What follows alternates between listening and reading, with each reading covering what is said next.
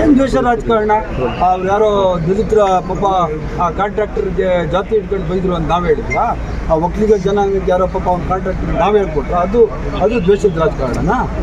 ಹಾಗಾದ್ರೆ ಎಲ್ಲಕ್ಕೂ ನೀವು ಯಾವ್ದು ಜಾತಿ ಇಟ್ಕೊಂಡು ಬೈತೀರಿ ಅದಕ್ಕೆಲ್ಲ ರಾಜಕೀಯ ಲೇಪನ ಕೊಟ್ಬಿಡಲ್ಲ. ಸರ್ ಇಷ್ಟು ದಿನ ಇಲ್ಲದೆ ಎಲ್ಲಿದ್ದಾವೆ? ಯಾವುದು ಪ್ರೂವ್ ಆಗಿರೋದು? ಡೈರೆಕ್ಟ್ ಆಗಿ ಬೈದಿರೋದು ಯಾವ್ದಾದ್ರು ಒಂದು ಉದಾಹರಣೆ ಹೇಳ್ತಾರೆ? ನಾನು ಹೇಳ್ತಾ ಇರೋದು ನಿಮ್ಮನ್ನೇ ಕೇಳ್ತಾ ಇದ್ದೀನಿ ಸರ್. ಅದಲ್ಲ ಸರ್, ಈಗ ನೀವು ಕೇಳ್ತಾ ಇದ್ದೀರಲ್ವಾ, ಈಗ ಕಾಂಗ್ರೆಸ್ ಶಾಸಕರಾಗ್ಲಿ ಬೇರೆ ಯಾರೇ ಆಗಲಿ ದಲಿತರನ್ನಾಗಲಿ ಇನ್ನೊಬ್ಬರನ್ನಾಗಲಿ ಬೈದಿರೋವಂಥದ್ದು ಆಡಿಯೋ ಆಗಲಿ ವಿಡಿಯೋ ಆಗಲಿ ಇರೋದು ಯಾವುದಾದ್ರೂ ಒಂದು ಹೇಳಿ ಅಲ್ಲ.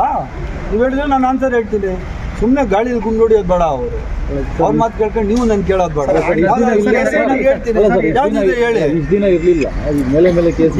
ಏನು ಇಷ್ಟು ದಿನ ಇರಲಿಲ್ಲ? ಮುನಿ ಬೈದಿರೋದು ಮೊನ್ನೆನೇ ಸರ್.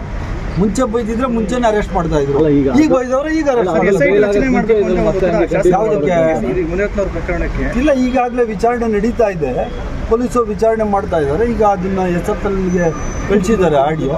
ಅದು ಪ್ರೂವ್ ಆದ್ಮೇಲೆ ಏನು ಕಮಿಟಿ ಮಾಡ್ಬೇಕಾ ಅದು ಕೋರ್ಟ್ ಕಳಿಸ್ಬೇಕಾ ಏನು ಅಂತ ನಾಗಮಂಗಲ ವಿಚಾರದಲ್ಲಿ NIA ಒತ್ತಾಯ ಮಾಡ್ತಾರೆ ಸರ್. NIA ನಮ್ಮ ಪೊಲೀಸ್ ಮಾತಕ್ಕೆ ಮುಂಚೆ CBI, ಮಾತಕ್ಕೆ ಮುಂಚೆ ED, ಮಾತಕ್ಕೆ ಮುಂಚೆ NIA. ಹಂಗಾದ್ರೆ ಸಾವಿರಾರು ಸಂಖ್ಯೆಯಲ್ಲಿ ನಮ್ಮ ಪೊಲೀಸವರು ಹಂಗಾದ್ರೆ ED-ಯಲ್ಲಿರೋರು ಯಾರು, NIA-ಯಲ್ಲಿರೋರು ಯಾರು, CBI-ಯಲ್ಲಿರೋರು ಅವರು ಪೊಲೀಸ್ನವ್ರೆ.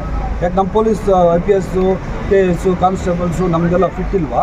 ಎಲ್ಲರಿಗಿಂತ ಚೆನ್ನಾಗಿ ಯಾರು ಕೇರಳವರಲ್ಲ 10-20 ವರ್ಷದಿಂದ ಅಲ್ಲಿ ವಾಸ ಮಾಡ್ತಾವ್ರು ಅವರು ಸರ್. ರಮೇಶ್ ಅಂತ ಅಲ್ಲಿ ಈಗ ಪೊಲೀಸ್ ರಿಪೋರ್ಟ್ ಮೊನ್ನೆ ಯಾವುದೋ ಪೇಪರಲ್ಲಿ ಓದ್ತಾ ಇದ್ದೆ.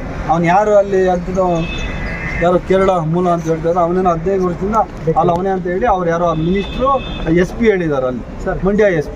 ಭಾರತ ದೇಶ ಎಲ್ಲಾದರೂ ಇರ್ಬೋದು, ಅದರಲ್ಲಿ ಏನು ತಪ್ಪು? ಯಾರು ತಪ್ಪು ಮಾಡೋರು ಅವ್ನು ಬಿಡುವಂಥ ಪ್ರಶ್ನೆ ಇಲ್ಲ. ಯಾರು ಕೋಮು ಗಲಭೆಗಳ ಸೃಷ್ಟಿ ಮಾಡ್ತಾರೆ ಅವ್ರನ್ನ ನೇಣಿಗೆ ಹಾಕ್ತಾರೆ.